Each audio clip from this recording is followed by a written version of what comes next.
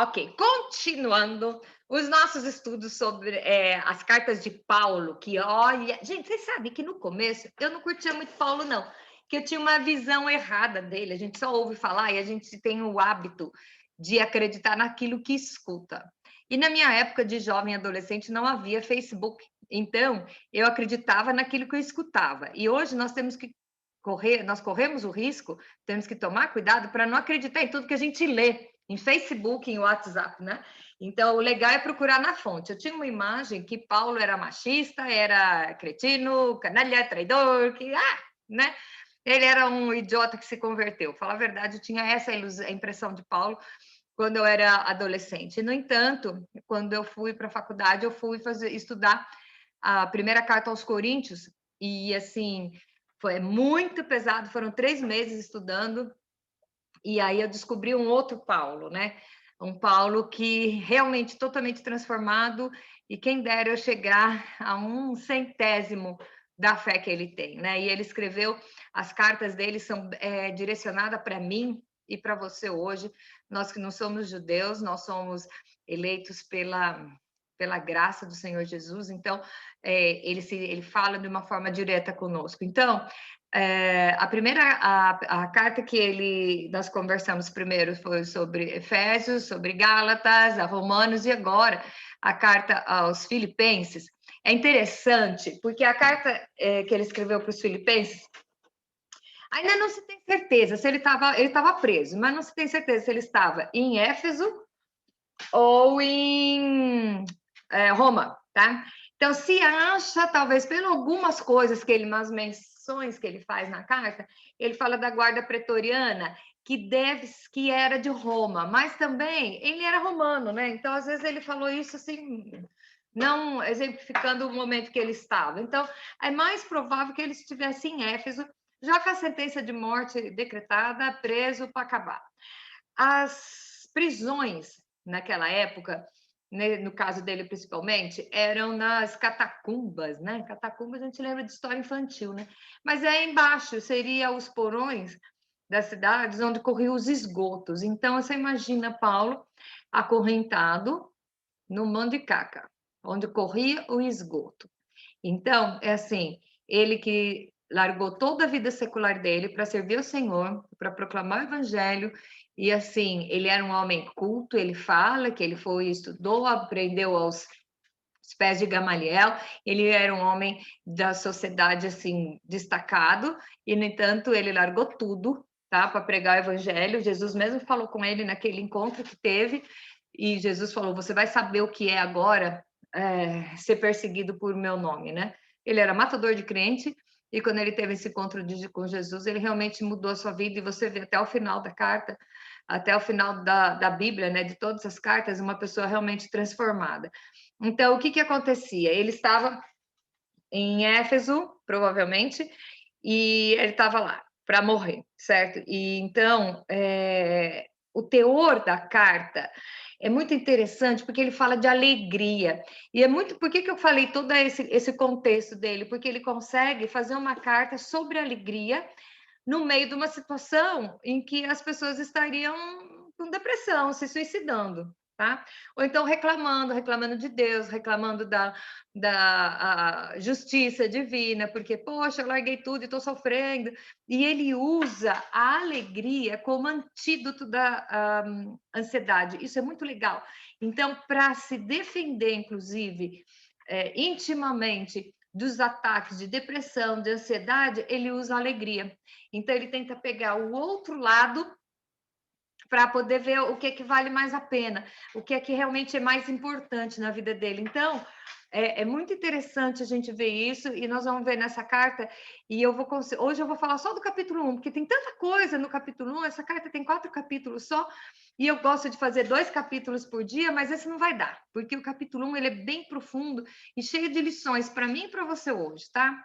Então, a primeira pergunta diz que pergunta com quem ele estava quando ele escreveu. Ele estava com Timóteo. Quando nós formos ver a carta dele para Timóteo, vocês vão ver que Timóteo, assim, era o pupilo dele, o discípulo dele. Ele sempre escrevia a carta com alguém. Vocês lembram que ele tinha um problema de visão, Então, ele sempre ditava para alguém. E quem estava com ele, né, quando ele escreveu essa carta foi Timóteo, tá?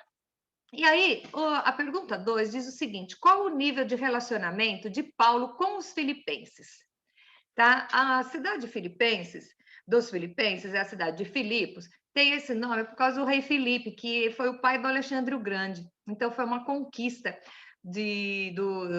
do rei Filipe, então por isso que chama a cidade chamava Filipos, e o pessoal de lá, a igreja dos Filipenses, que era uma igreja que ele foi, abriu uma igreja, essa igreja mostrou um grande amor e empatia pela vida dele. Então, eles tinham um relacionamento assim, bem mais profundo. Então, o que ele fala, né? Ele fala assim: dou graças ao meu Deus por tudo o que recordo de vós, fazendo sempre com alegria súplicas por todos vós em todas as minhas orações, pela vossa cooperação no Evangelho, desde o primeiro dia até agora. Então, ele está dizendo que ele ora pelos filipenses todos os dias, tá? Para que eles continuem com esse desejo de cooperar desde o dia que conheceram e continuavam com ele, né? Estou plenamente certo que aquele que começou a boa obra em mim, boa obra em vós, há de completá-la até o dia de Cristo Jesus. Eu amo esse versículo. Quem me conhece sabe que um dia eu vou botar uma placa assim no meu pescoço e falar assim: paciência, estou em obras. Por quê? Aquele que começou a me transformar, que começou a boa obra na minha vida, ele vai completar. Ele vai completar. Então, tem uma música do Fernandinho que ele fala que aquele que começou a boa obra em minha vida não terminou. Então, me perdoa das coisas que eu ainda piso na bola, porque ainda estou terminando, ainda estou sendo transformado. Então, ele fala: aquele que começou a boa obra vai completar. Tá? Então, ele tem essa esperança no dia de Cristo Jesus. Essa obra vai ser terminada no dia de Cristo Jesus. Quando fala o dia do Senhor, o dia de Cristo é o dia da volta de Jesus, tá? Aliás, é justo que eu assim pense de todos vós, porque vos trago no coração, seja nas minhas algemas, seja na defesa e confirmação do evangelho, pois todos sois participantes da graça comigo. Olha que legal. Pois minha testemunha é Deus, da saudade que tenho de todos vós, da terna misericórdia de Cristo Jesus. E também faço essa oração: que o vosso amor aumente mais e mais em pleno conhecimento e toda percepção, para provardes as coisas excelentes e serdes sinceros e inculpáveis no dia de Cristo, cheios do fruto da justiça, o qual é mediante Jesus Cristo para a glória e louvor de Deus, tá? Então vamos ver. A pergunta 3, o que o verso 6 do capítulo 1 diz sobre a avaliação de Paulo, tá? Então ele fala: estou plenamente certo que aquele que começou a boa obra em vós vai completar até o dia de Cristo Jesus. Então, ele sabe que ele vai falar depois, no capítulo 2, desenvolvei a vossa salvação. Então, é assim, não é uma coisa estática. Aí eu resolvi seguir a Cristo, então vem alguém com a varinha de condão, bate na minha cabeça: pronto, agora eu sou salvo, bonitinho, asinho, uma arpinha e vai para o céu. Não é nada disso, não é nada disso. Você começa uma transformação. Tá? E aqui o Paulo está dizendo que ele sabe que essa transformação, esse trabalho continua sendo feito e vai sendo aperfeiçoado dia a dia. E ele pode ver isso no povo lá da igreja de Filipos, tá? Só que aí nós vamos ver a quarta pergunta, que serve para mim hoje, mais especificamente para mim hoje. Diz o seguinte: qual é a regra para sermos inculpáveis no dia de Cristo? Tá? Isso são 2 capítulos, e ele fala: e também faço esta oração, que o vosso amor aumente mais e mais, em pleno conhecimento e toda percepção, para provardes as coisas excelentes e serem sinceros e culpáveis no dia de Cristo. Para você ser inculpável no dia de Cristo, o que é? É chegar lá no dia do julgamento, não ter culpa para você. O seu amor tem que aumentar mais e mais, o seu conhecimento e a percepção das coisas do Evangelho, tá? Então, como o seu amor vai crescer e como a sua percepção vai crescer e o seu conhecimento vai crescer, se você continuar estudando.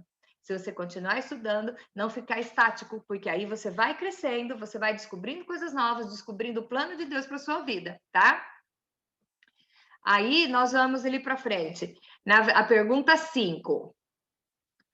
Na visão dele, a sua prisão era apenas um castigo? Isso aqui tem muito a ver com o assunto que a gente estava falando hoje, que é sobre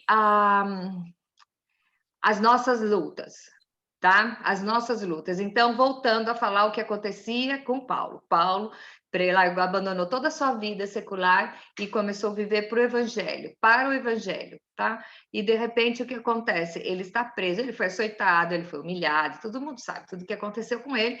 E no entanto, ele estava lá preso com a sentença de morte decretada, certo? Preso lá no esgoto de Filipos.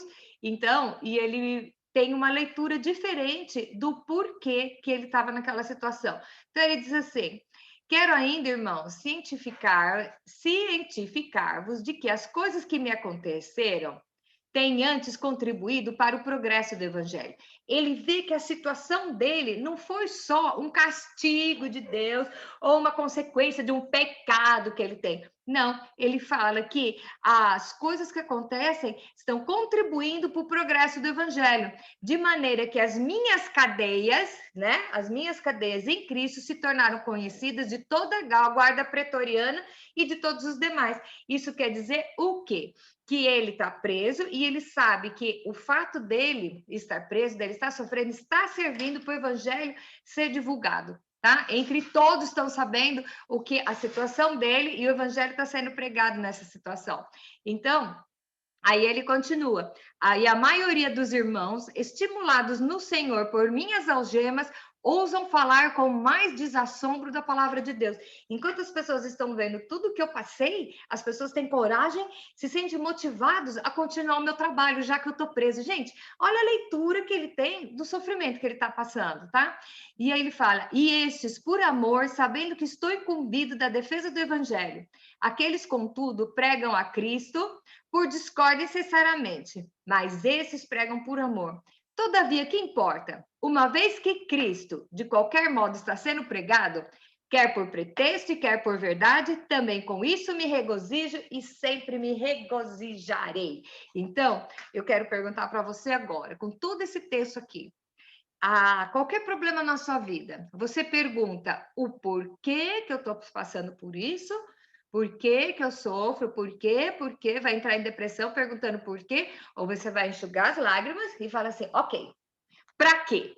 Né? Então, quando você descobre o significado, muitas vezes você abrevia o tempo do que você está passando. Então, o que você pode fazer? Às vezes você não pode mudar a circunstância, mas você pode mudar a forma como que você a vê. Então, na visão de Paulo, a sua prisão é apenas um castigo? Não, na visão dele, ele está preso para que o evangelho seja propagado mais ainda e que as pessoas tenham coragem, as pessoas sejam motivadas a continuar o trabalho dele uma vez que ele está preso. Olha só, gente, se fosse eu ia estar lá no cárcere, deitado, chorando e pedindo, Deus me leve, porque minha vida não tem sentido, eu aqui no monte de caca, tá? Então, para você ver a diferença, ainda chego lá. Nos versos a pergunta 6. Pergunta 6 diz o seguinte: nos versos de 19 a 23, como Paulo vê a sua situação? Então, vamos ver o que ele fala aqui. Porque eu estou certo de que isto mesmo, pela vossa súplica e pela provisão do Espírito de Jesus Cristo, me redundará em libertação. Gente, eu estou vendo tudo isso, mas isso vai acabar na minha libertação. Segundo a minha ardente expectativa e esperança de que em nada serei envergonhado. Ele está preso porque proclamar o evangelho, mas diante do Senhor ele não tem nenhum dolo, ele não tem nada que possa ser envergonhado. Olha só que legal. Antes, com toda ousadia e como sempre, também agora, será Cristo engrandecido no meu corpo, pela vida, quer pela vida ou quer pela morte. Ele sabe que ele está com sentença de morte, ele sabe que a morte vai ser a qualquer momento, mas ele sabe que o nome do Senhor vai ser engrandecido, tanto com a vida dele e quanto para a morte. E aí ele fala assim, porquanto para mim o viver é Cristo e o morrer é lucro.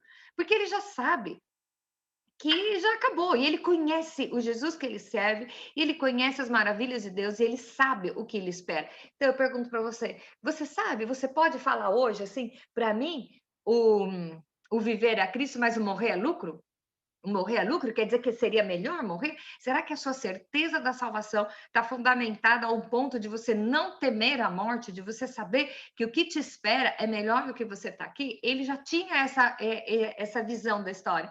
Aí ele fala: entretanto, se o viver na carne traz fruto para o meu trabalho, já não sei o que escolher.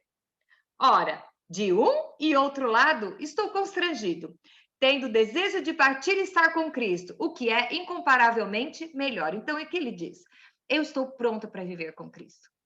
Eu estou pronto. Mas, se o meu sofrimento aqui, a minha situação for cooperar para que o evangelho continue se propagando, então eu não sei o que escolher. Você já parou para pensar que, na verdade, a vida dele já não importa mais?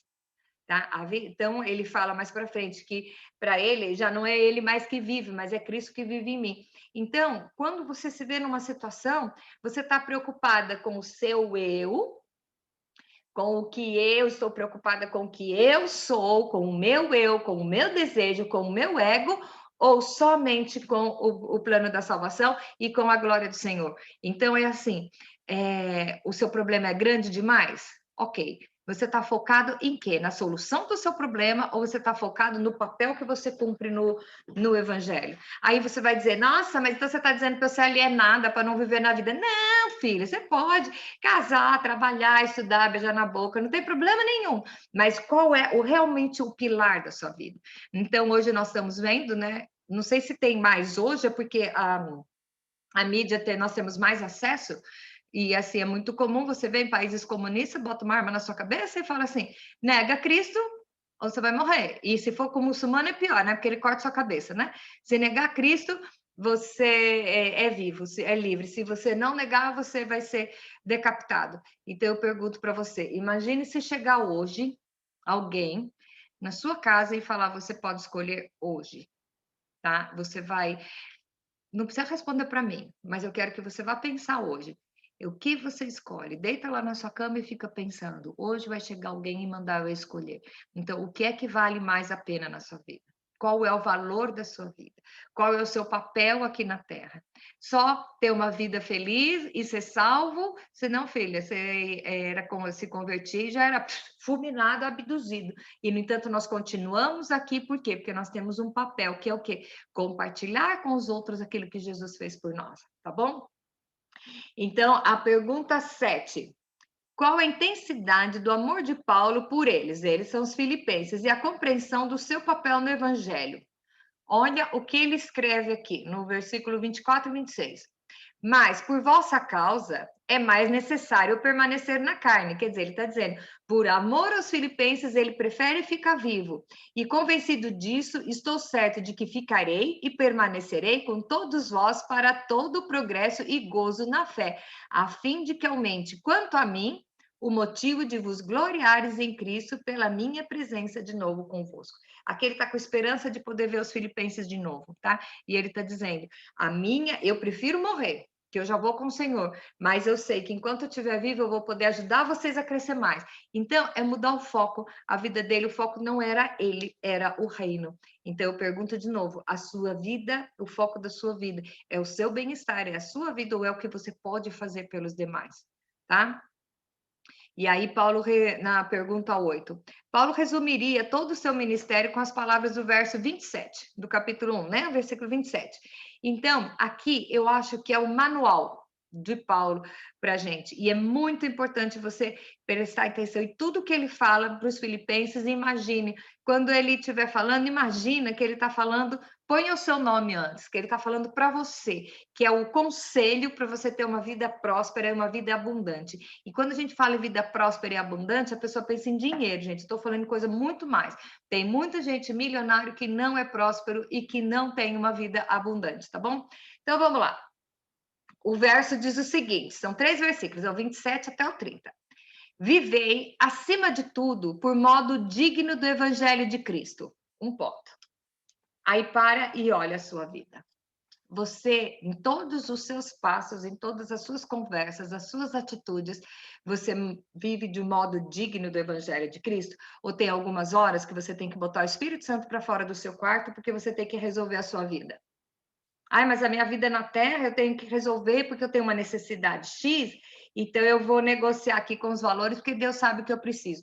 Olha, tinha um pastor que falava um troço no Brasil que eu achava muito louco, que ele dizia um negócio muito pontual: a necessidade derruba o padrão.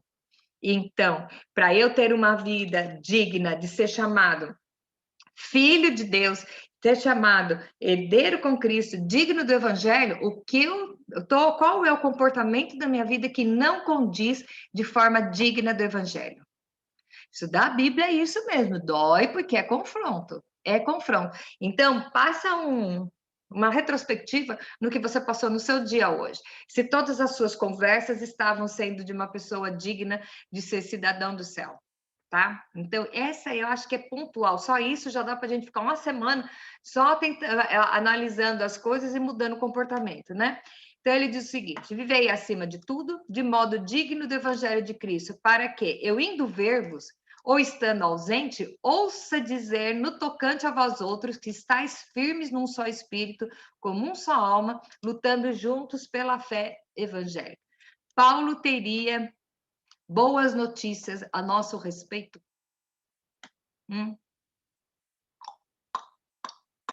Próximo. E que em nada intimidados pelos adversários. Você deixa de falar da sua fé de medo de ser ridicularizado, de medo de ser perseguido, de medo de, sei lá, só porque tem um monte de crente que faz besteira. Aí você não fala que você é crente para não ser discriminado no serviço, com a sua família, ou na sua escola, ou sei lá por onde você anda. Peraí, o seu testemunho sobrepuja todas essas coisas, esses exemplos contrários, tá? Pois o que é para eles prova evidente de perdição, para vocês é da salvação, tá? E isso é da parte de Deus. Isso aqui está falando dos adversários, né? Que o que eles acham? Que se você abrir mão de alguma coisa, de algum benefício por amor a Cristo, isso é ser burro. Então, eu vou dizer uma coisa para vocês. Aqui, né, nesse país, eu vejo muitas pessoas negociarem a sua fé porque existem coisas, situações, porque só pode ser assim, então não tem outro jeito. Então você pega a promessa que você tem, tudo aquilo que Deus tem para você, e você deixa de lado um pouquinho, vai fazer alguma coisa errada, porque teoricamente é a única forma de você acertar a sua situação e depois você volta para a igreja. Vamos parar de ser hipócrita, né? Vamos parar de ser hipócrita. Ou você tem fé ou você não tem. Só dando um exemplo, eu vou contar a história de uma senhora que eu a conheci e que ela era casada pela segunda vez, certo? Ela era viúva e ela era casada de novo. E aí um dia eu descobri que ela não era casada. E ela falou assim, porque eu já fui na igreja tal, ia trocando de igreja. E eu falei assim, mas por que a senhora nunca gostou de nenhuma e ficou tanto tempo? E ela me disse o seguinte, na verdade, eu não sou casada com meu marido. Eu sou amigada, usou essa palavra até, eu sou amigada. Porque se eu me casar, eu perco a minha aposentadoria. E Deus sabe, só que as igrejas não aceitam que eu sou só amigada. Então, o que eu falo? Eu não conto. Aí, quando o povo descobre, aí eu troco de igreja. Porque eu não vou abrir mão da minha aposentadoria. Falei, mas você vive bem com seu marido vivo? E por que você não casa dele? Para não perder a minha aposentadoria. Então, eu vou te dizer uma coisa.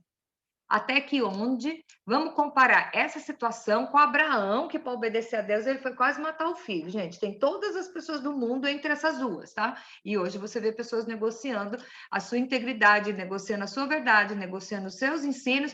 Por quê? Por conveniência. Então você deixa o Espírito Santo trancado dentro do guarda-roupa, aí você vai dirigir a sua vida e depois você vai e pega. E quando tá errado, vai lá na igreja pedir para Deus resolver.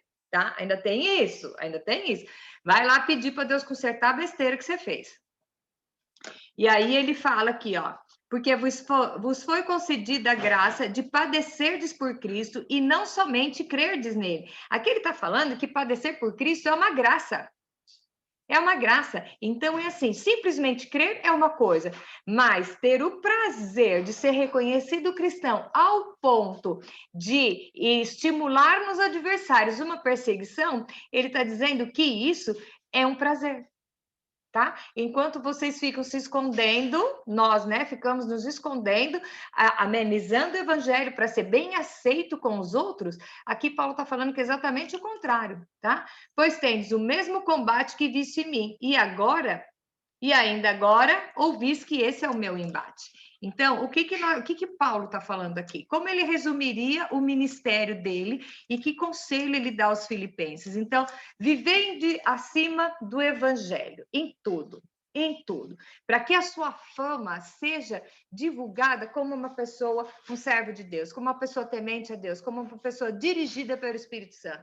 Será que o seu nível de fé é aqui que as pessoas saibam ou você prefere esconder para ficar melhor? Gente, Deus não se negocia, a palavra de Deus não se negocia, as verdades não se negociam. E Paulo está falando aqui que ele está sofrendo, ele está lá preso no calabouço, acorrentado, num mar de caca, de esgoto, e ele está falando: vamos nos alegrar. E não fiquem tristes porque eu estou passando por tudo isso, porque tudo isso eu estou passando, que é para quê? Para que a palavra seja pregada e que Cristo seja glorificado através da minha vida. Então, qual as perguntas de hoje para vocês? Qual é a sua luta? Qual a sua luta e que você não tem capacidade de estar sorrindo e alegre enquanto a ela? E depois, qual é o seu testemunho? Você está vivendo de forma digna de ser considerado um cidadão do céu? Então, qual é o seu comportamento que precisa ser transformado hoje para você ser reconhecida como filho de Deus, como seguidora de Cristo, um verdadeiro cristão? Então, essa é a pergunta que a gente deixa essa semana e vamos continuar ganhando paulada, mas isso é uma paulada tão gostosa, porque a gente vai aprendendo a crescer. E se algum dia você abrir a palavra e ouvir uma coisa que vá contra os desejos do seu momento, o que o mundo diz que é o seu bem-estar, mas a palavra diz aquilo, confia. Confia, porque assim como Abraão, Deus pode levantar o cordeirinho na hora exata, que ele só está vendo até onde você vai, porque Deus não se alegra com o seu sofrimento, ele não se alegra, muitas vezes está usando o seu sofrimento para abençoar muito mais pessoas, tá? E ele só faz isso porque sabe que você é forte. Então, creia e saiba que se você está no time que está ganhando, você não vai sofrer, você não vai padecer e você não vai perder jamais. Um beijo.